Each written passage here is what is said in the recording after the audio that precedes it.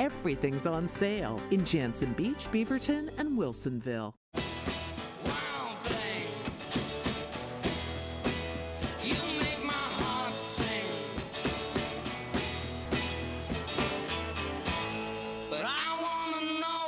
Sure. Yeah, we all want to know, honey, so. Blue. Blue means boy. Blue means boy. If you ride, you get it. Geico Motorcycle. 15 minutes could save you 15% or more. When America needed us to build, we built. Masks, ventilators, shields. When frontliners needed support, Ford dealers answered.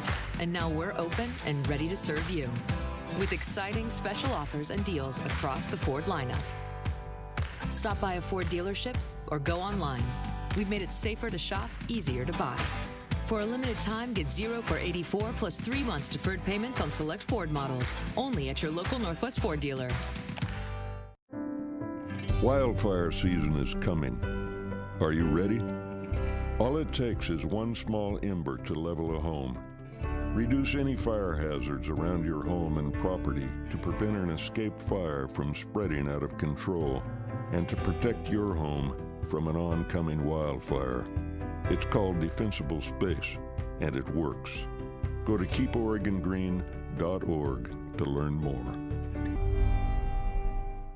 Whether it's commercial or residential heating and cooling, turn to Watts Heating for comfort solutions that fit your lifestyle and pocketbook. Watts Heating and Cooling, locally family-owned and operated since 1999. You call Watts, you'll say wow. Join Papa Murphy's and our Giving Table in supporting local families with a donation today at feedingkidsinourbackyard.com. Straight Talk is sponsored by NECA, IBEW, and AARP Oregon. Oregon, a land of adventure and awe, a treasure. That was a great take. Majestic and hidden. A state that calls out for exploration and experience.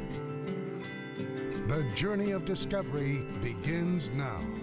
From KGW, this is Grant's Getaways.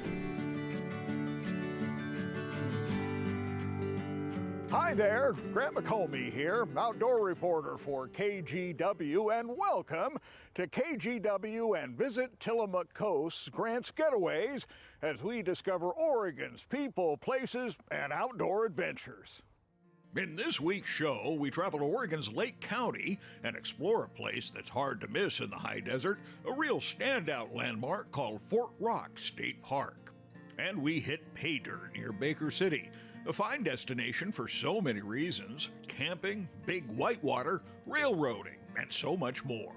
And Oregon's pink shrimp season. In front of us and about a third, including us behind, state police in a number of cars supported by National Guard moved into the intersection, got out, and began firing entirely unprovoked at the group.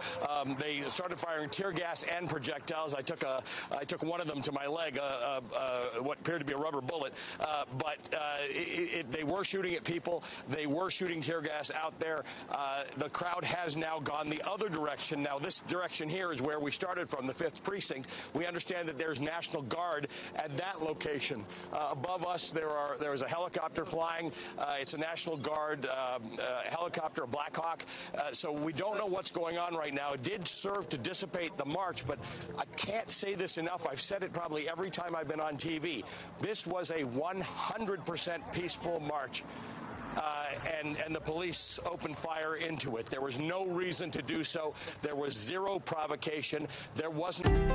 Grant's Getaways is sponsored by into an intersection and opened fire with rubber bullets and with tear gas and flashbang grenades. So for now, there were thousands of people here. Some of them are that side of the police. Many of them have now gone back. You can see the street is now empty, but a peaceful march fired into by the police. Chris? Was there any warning at all? I realize you're only one person and you're only in one location, but was there anything? Zero? Nope. No, zero. Last night, there was a 15-minute warning. There were announcements from the police to say this is an illegal assembly. You will be arrested. There was nothing whatsoever. Literally, I don't know how far we were from the intersection. Suddenly, I actually just pointed to Evan, who's with us, and he's our security detail, and I said, what's that? Those police cars? And they pulled in.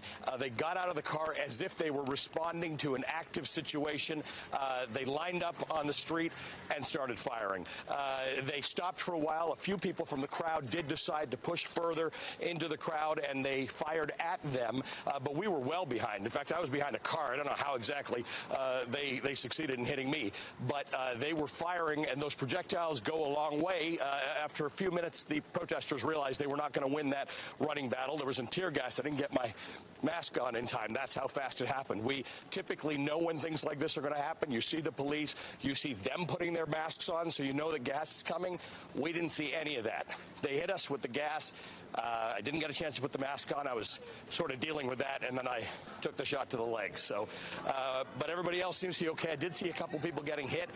Mostly the tear gas just makes your eyes burn and your throat burn, and that seems to have dissipated. We had some people who were putting milk on their face to clear up, but it did achieve the aim of getting that march to disperse. I just want to remind everybody, it was a peaceful march. There was nothing else going on. Chris? One of the things that we have seen, and this isn't the first time or the first city today in which we've seen tear gas, is that people seem to just stay. They seemed almost oblivious to it, or at least they were willing to, and I know what tear gas feels like. You, unfortunately, much more recently in the last few minutes know what it feels like. It's a very unpleasant sensation. Was there an intensity to this that made people run? What can you tell us about the feeling at that moment? So the thing that I've been saying for the last few nights here is the discipline with which the police and the National Guard have acted. It seems to have been a strategic decision not to engage with protesters, and I felt like that was continuing tonight. Now, remember, last night we had 500 National Guard officers. I think they upped it to 700. This morning they added another 1,000. Today, the governor activated every last National Guard member in the state. That's 13,000. I don't know how many were on the street. We heard a report that the National Guard presence was tripled on the street tonight, so the police have a lot more National Guard support. But I'm telling you, Chris, this looked like an emergency action. The police came out of nowhere, got into a line, and started shooting. It wasn't like they were on the side monitoring the group to see if there was any violence. There wasn't any violence. They just fired in to disperse the crowd. It was not something that I had seen. I've been watching this in Louisville. I've been watching it in other parts of the country. It didn't happen here. This is the first time we saw it. Ellie Velshi, we're glad you're okay, and we thank you so much. You and your crew stay safe, please. Let's go now to Miami-Dade County, Miami City in particular. There have been mandatory curfews downtown. There has also been a few protests that have turned violent. Let's go to NBC News correspondent Sam Brock on the scene. Sam, what's been happening where you are? Chris, good evening. This is sort of the inverse of what Ali was just describing. Out here, everything had been peaceful, and then there was provocation. After about 7 or 8 hours of peaceful protest, protesters came out here, started jumping on police vehicles. You'll see this one is all smashed up. There's a car burning over my shoulder just to the left over here as well. And recently they were baiting police officers standing just inches away from them, and that prompted, Chris, a higher unit, a special response unit, to come on in for reinforcements. So now you're seeing multiple lines. You've got all these guys over my shoulder right here. They've been there for most of the night. You have another set of police officers standing there with shields and riot gear, making sure that there's no aggression on that side of the police department. And let me show you something else, Chris, right here. This is a piece of concrete. It's been flung by protesters from across the street at police officers. That's part of what explains the chain of reaction that's going on right now. Now, in terms of where we stand right now, within the last 15 or 20 minutes, these officers stood with their shields and their high weapons and batons and walked this way and pushed the crowd back. It has since dispersed. We're not seeing anyone really except for a couple people sort of standing around right now. But Chris, in a situation that obviously is very volatile, after 7 or 8 hours of peaceful protest from the torch of friendship in Miami, which is symbolic of bringing immigrants into this country, where this all started today, it totally evolved and unfortunately devolved in front of the Miami Police Department into something that was much more violent and filled with tear gas. And as Ali said, they dispersed that a second ago. It does not feel good. It did do the trick this evening right now, though, in pushing people away that were threatening officers over my shoulder. Does this comport in the way that this is playing out, Sam, with what police said they were planning to do today? It did initially, Chris. The mayor of Miami, Francis Suarez, came out. He tweeted at about 1 or 2 o'clock this afternoon, "There will not be Miami police in riot gear," which is exactly what you're seeing over my shoulder right now. "Just protest peacefully. Go, you have the right to assembly. Do it," is basically what he told people here. We know the history of the difficulties between the police community and communities of color in Miami. There are riots that go back 40 or 50 years. We all know about that. Just be peaceful to get your image and your message across. That's what was happening. And then I interviewed 3 or 4 people who basically told me they were out here for hours, standing on one knee like this, symbolizing what the police officer who killed George Floyd was doing, and that they were trying to send a message. But then all of a sudden, it's like someone turned on a switch, Chris. There were 4 people jumping on top of a police car, set it on fire, and that catalyzed this entire chain of events that quickly moved in a completely different direction. Chris?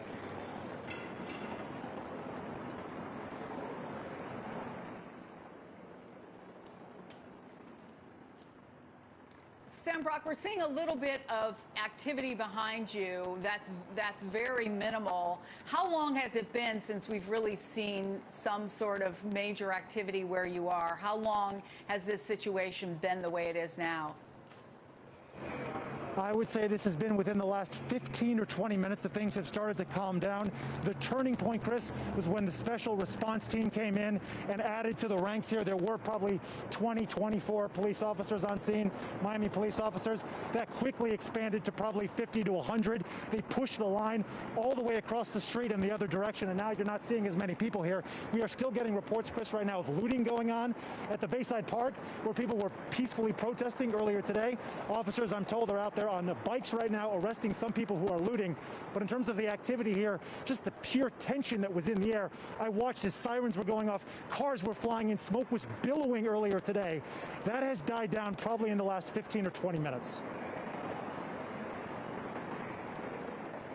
Sam Brock, thank you very much. I believe that we can go back to Minneapolis. I believe we have Morgan Chesky, who is there as well. Do we have Morgan in Minneapolis now? The picture we're looking at is Los Angeles. Los Angeles has been the scene of quite a bit. There we go. Let's go back to Morgan Chesky. Morgan, very different scene than I saw you at an hour ago. Tell me what's been going on where you are in Minneapolis. Unreal. Well, we just had to reposition because state police, in conjunction with Minneapolis PD, is starting to enforce a very strict perimeter, and they're actually enforcing that curfew tonight that went into effect at 8 p.m. Central Standard Time. And we're just on the other side of a bridge to give authorities a wide berth, because just beyond this bridge, we're seeing dozens of cruisers start to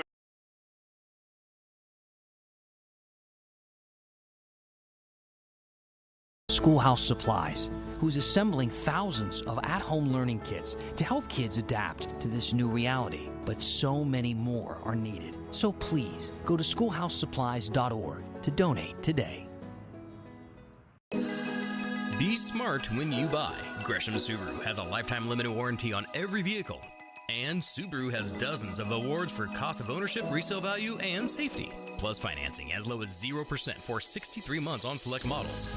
And be smart about service. So we're offering to come to your house, pick up your car, drop off a loaner, bring it back, and have the work done. Be smart and visit the big Subaru store with the small prices at GreshamSubaru.com. I was introduced in the towing about 16 years ago. Once I started doing it, just enjoyed helping people out, helping them get their cars fixed, and knowing that we're going to hopefully get a customer's car back on the road safe and sound. But you never know what the circumstances are or what you're up against each and every day.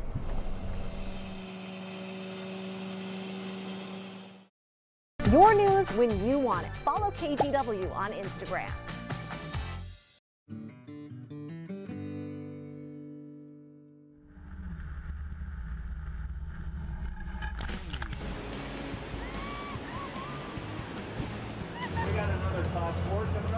wild river where danger's easy to find.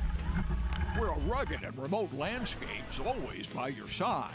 Forecast was 100% showers today.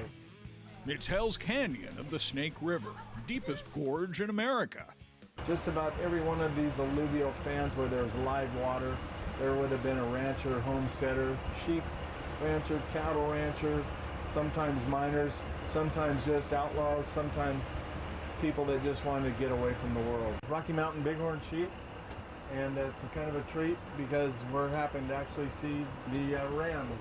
There's beautiful spots all through the Northwest, but this is a rugged, very rugged and adventuresome with a lot of adrenaline. When it's time to slow down, many travel upriver from Hell's Canyon and reach Farewell Bend State Park, an oasis of green where acres of locust trees provide cool relief from a summer sun. This is where they had to say farewell to the snake and move up a little bit